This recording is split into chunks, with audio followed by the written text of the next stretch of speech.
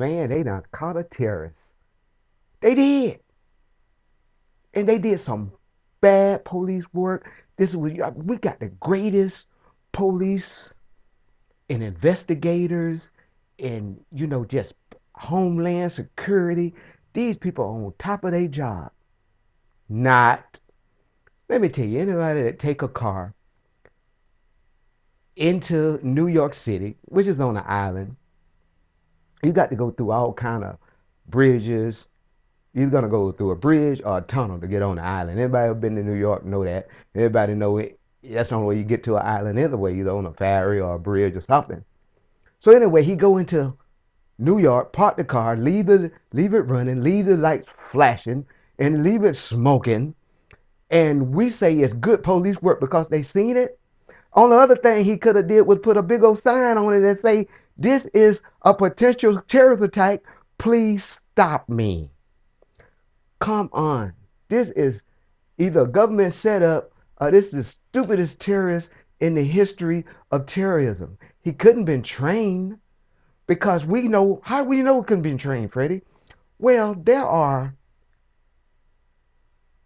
roadside bombs going off in Iraq and Afghanistan that are being thrown out haphazardly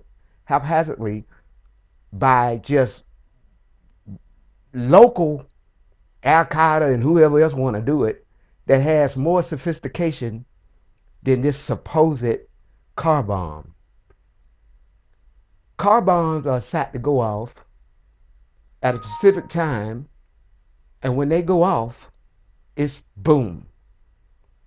Now, I don't know what Homeland Security trying to do by doing what they have done by, blowing this up like, oh, it was just so great police work.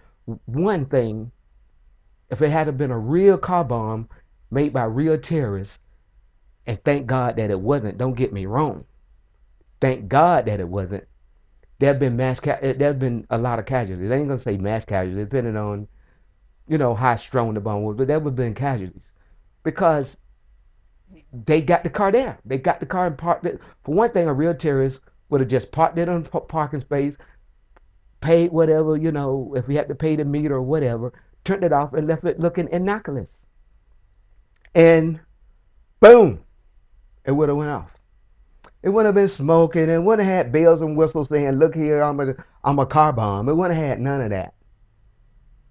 So I don't mean to try to mess with y'all sense of security, but if you think that Homeland Security is doing that great of a job based on what you just witnessed here recently in the news pertaining to this particular supposed terrorist event, then baby, you got a false sense of security. Because the only reason that there was no casualties, not because of the street vendor that notified the police, and not because of the police.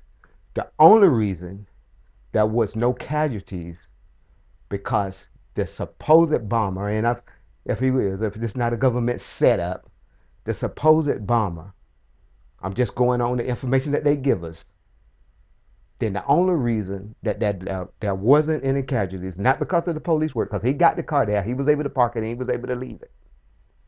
So following those facts, the only reason that there was no casualties, you ready for it? Are you ready? It's because the bomber was incompetent. Thank you for watching Freddy's Daily Rant.